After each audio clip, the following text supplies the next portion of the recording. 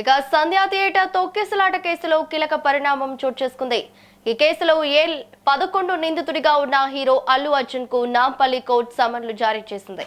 వ్యక్తిగతంగా సోమవారం కోర్టుకు హాజరు కావాలని ఆదేశించింది. అల్లు అర్జున్ తో పాటు ఈ కేసులో మరో 23 మందికి కూడా కోర్టు సమన్లు జారీ చేసినట్లు సమాచారం. కేసు విచారణలో భాగంగా వారంతా కోర్టు ఎదుట హాజరు కావాల్సి ఉంది. ఇక సంధ్యా థియేటర్ లో జరిగిన తొక్కిసలాట ఘటనలో రేవతి అనే మహిళ మృతి చెందగా ఆమె కుమారుడు శ్రీచేత తీవ్రంగా గాయపడ్డారు. ఈ ఘటనపై నమోదైన కేసులో దర్యాప్తు చేపట్టిన చిక్కడపల్లి పోలీసులు అల్లు అర్జున్ A11గా చేర్చారు. ఈ కేసుకు సంబంధించిన విచారణ ప్రస్తుతం కోర్టులో కొనసాగుతుంది. తాజాగా సమన్లు జారీ కావడంతో కేసు మరో కీలక దశకు చేరుకుంది. ఇక ఇదే అంశానికి సంబంధించిన మరింత సమాచారం మా ప్రతినిధి అక్రమ్ లైవ్ లో అందిస్తారు. అక్రమ్, చెప్పండి.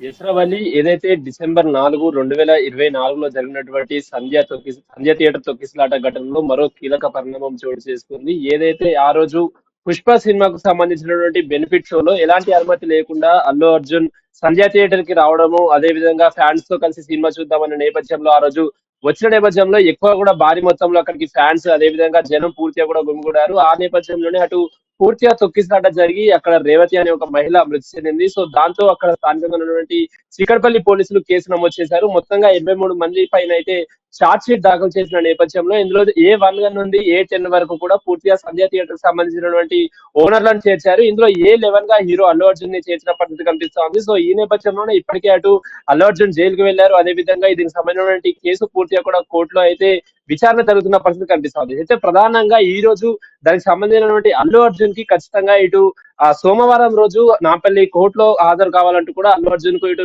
నాంపల్లి కోర్టు సమన్లు జారీ చేసిన పరిస్థితి కనిపిస్తోంది. ఇటు ఎవరైతే అల్లు అర్జున్ తో పాటు మరో 23 మంది వరకు కూడా అందరినీ కోర్టుకు హాజరు కావాలంటూ కూడా ఇటు నాంపల్లికి సంబంధించినటువంటి హైకోర్టు అయితే దానికి సంబంధించిన పూర్తి సమన్లు జారీ చేసిన పరిస్థితి కనిపిస్తోంది. ప్రధానంగా ఆ రోజు మృతి చెందినటువంటి రేవతి, అదే విధంగా తీవ్ర గాయాలపైనటువంటి రేవతి కుమారుడు శ్రీతేజ కూడా ప్రస్తుతానికి ఇంకా హాస్పిటల్లో చికిత్స పొందుతూనే ఉన్నాడు. అతను ఇంకా మంచానికి పరిమితం కావడంతో పూర్తిగా ఈ కేసు అప్పట్లో చాలా చర్చనీయాంశంగా మారిన నేపథ్యంలో మళ్ళీ ఈ కేసులో కీలక పరిణామం చోటు చేసుకుంది. సో ఇప్పటికే ఇటు సోమవారం రోజు ఖచ్చితంగా ఇప్పటికే ఇటు దీనికి సంబంధించినటువంటి అల్లు అర్జున్ వ్యక్తిగతంగా నాంపల్లి కోర్టులో హాజరు కావాలని సమన్లు జారీ అయిన నేపథ్యంలో మరి సోమవారం అల్లు అర్జున్ కోర్టుకు వస్తారా లేదా అన్నది కూడా కాస్త ఉత్కంఠభరితంగా అయితే వేచి చూడాల్సిన పరిస్థితి కనిపిస్తోంది. కాకపోతే కోర్టు మాత్రం చాలా సీరియస్ గా చూసా తప్పకుండా రావాలి అంటూ కూడా చెప్పిన పరిస్థితి కనిపిస్తా ఉంది. మరి చూడాలి.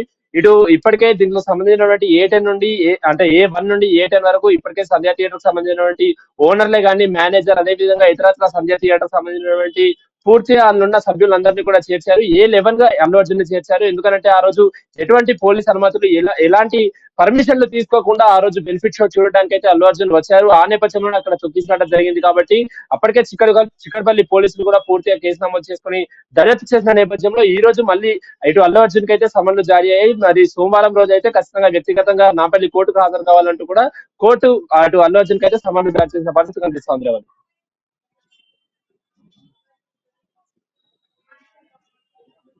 Right, thank you Akram.